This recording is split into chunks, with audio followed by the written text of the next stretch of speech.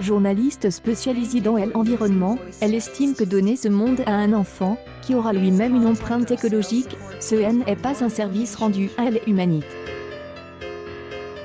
Il s'agit du mouvement des Links pour Green Inclination, No Kids, engagement vert, pas des enfants, et leur message est très clair. Afin de préserver la planète, certains ont pris la décision de ne pas procréer.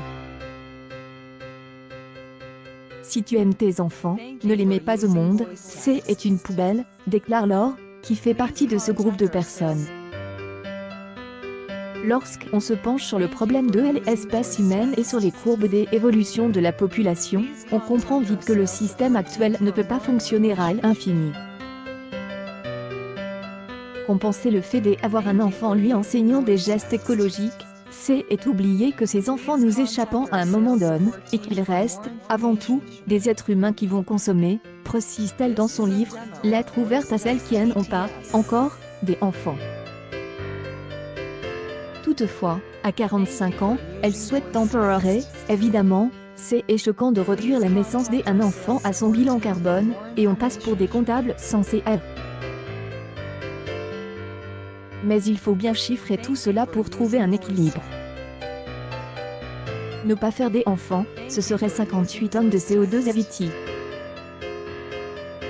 Mais pas uniquement, parce que cet enfant voudra un enfant, lequel aura aussi un enfant, etc., qui, dans le monde occidental, voudra sa maison, sa voiture, son steak et ses vacances. C'est un événement tragique qui a poussé Laure à la réflexion il y a une dizaine d'années. À 30 ans, J était assez vindicative et virulente. À 35 ans, je suis tombée enceinte. Nous avions prévu de garder et d'élever cet enfant avec mon compagnon, mais je l'ai perdu à 3 mois et demi de grossesse.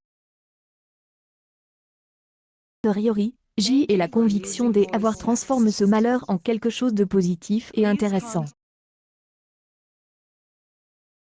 Pas faire des enfants, c'est aussi avoir une forme d'empathie avec l'ensemble du vivant. Ça rappelle que l'homme ne peut pas sans cesse dominer la nature, elle doit aussi reprendre un peu ses droits.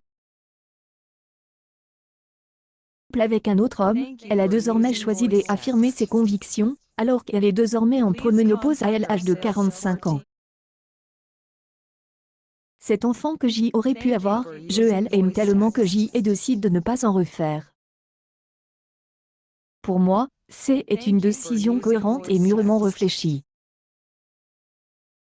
Même si elle est difficilement concevable pour beaucoup de gens, une vie sans enfant est possible, elle peut même être heureuse et, parfois, préférable. J est de filleule que J adore et la fille de ma meilleure amie, auprès desquelles J est un rôle et ça me suffit largement.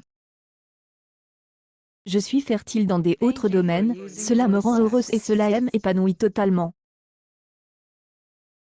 Je suis une femme pleine et entière, sans avoir donné la vie. Accueil Actualité en direct. Laure Noël a choisi de ne pas avoir des enfants, ne pas en faire, ce serait 58 tonnes de CO2 en moins, profondément écologique.